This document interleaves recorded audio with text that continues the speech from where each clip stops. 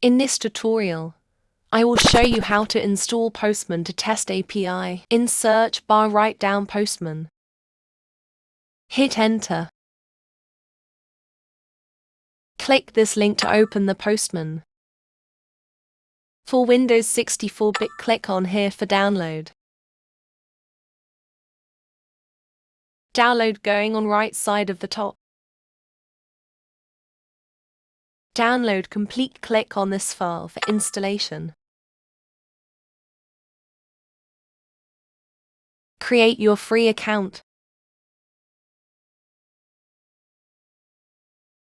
Click on the button.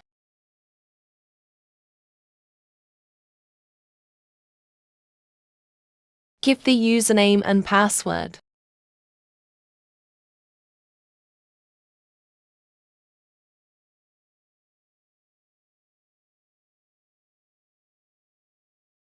Click on the Allow button.